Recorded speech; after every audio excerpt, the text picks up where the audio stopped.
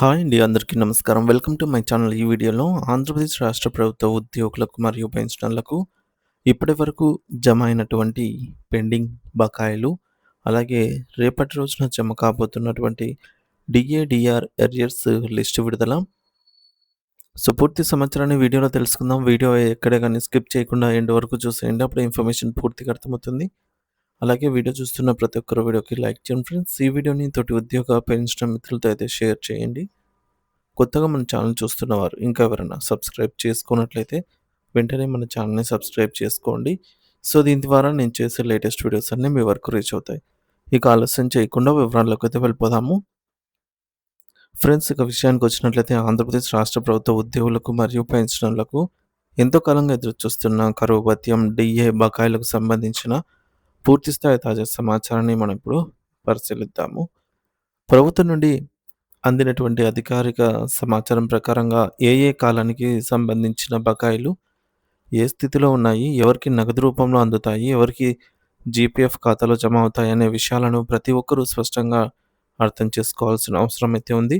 ముందుగా మొదటి విడత బకాయిల గురించి మాట్లాడుకుంటే జూలై 1, 2018 నుండి డిసెంబర్ 31, 2020 వరకు ఉన్న మొత్తం 30 నెలల కాలానికి సంబంధించిన బకాయిలను ప్రభుత్వం 3 వేర్వేరు బిల్లుల రూపంలో సిద్ధం చేసి సమర్పించింది.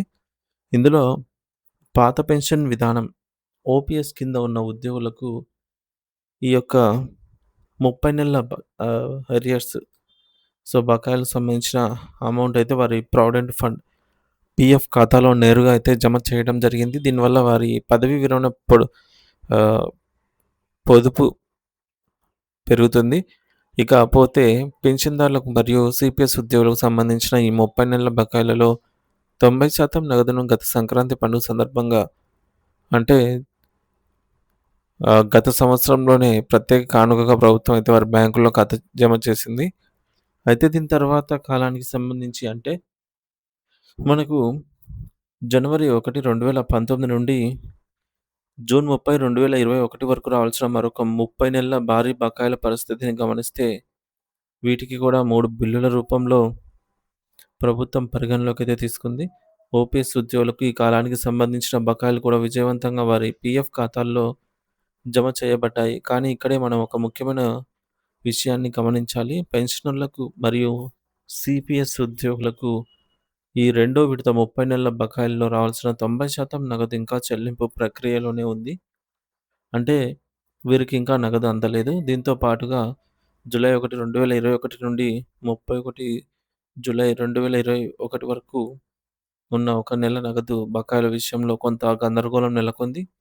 మెజారిటీ ఉద్యోగులకు మరియు పెన్షనర్లకి ఒక్క నెల బకాయిలు ఇప్పటికే అందాయి. కానీ సాంకేతిక కారణాల వల్ల లేదా నిధుల లభ్యత లేకపోవడం వల్ల కొంతమందికి మాత్రమే ఇవి ఇంకా జమ కాలేదు. వీటికి సంబంధించిన బిల్లులు ఇప్పటికే ట్రెజరీలో సమర్పించబడ్డాయి కాబట్టి వారు ఆందోళన చెందాల్సిన పని లేదు. ప్రస్తుతం సీఎఫ్ఎంఎస్ పోర్టల్‌లో వెయిటింగ్ ఫర్ ఫండ్ క్లియరెన్స్ అని చూపిస్తున్న పెండింగ్ బిల్లులన్నీ సోమవారం లేదా మంగళవారం నాటికి నిధులు విడుదలైన వెంటనే క్లియర్ అవుతాయని ఆర్థిక శాఖ వర్గాల నుండి సమాచారం అందుతోంది. ఇక పీఆర్సీ బకాయిలతో ముడిపడి ఉన్న డీఏల గురించి తెలుసుకుందాము. జూలై 1, 2019 నుండి 31 మార్చి 2020 వరకు ఉన్న 9 నెలల బకాయిలను పీఆర్సీ ఎర్రర్స్ కింద చెల్లిస్తామని ప్రభుత్వం గతంలోనే జీవో జారీ చేసింది. కాబట్టి ఇవి ఆ నిబంధనల ప్రకారమే అందుతాయి. అదేవిధంగా కరోనా మహమ్మారి విజృంభించిన సమయంలో అంటే 2020 మరియు 2021 సంవత్సరాల్లో కేంద్ర ప్రభుత్వం అనుసరించిన విధానాన్ని రాష్ట్ర ప్రభుత్వం కూడా అనుసరించింది.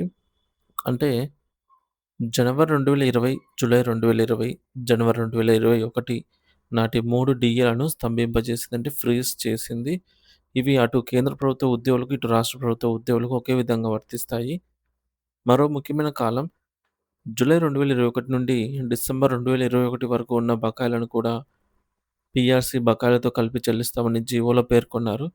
ఇక అత్యంత సుదీర్ఘ కాలం పెండింగ్‌లో ఉన్న 18 నెలల బకాయిలు అంటే జనవరి 2022 నుండి జూన్ 2023 వరకు ఉన్న వాటి గురించి ప్రభుత్వం ఒక స్పష్టమైన టైమ్‌లైన్ కాలక్రమాన్ని ప్రకటించింది.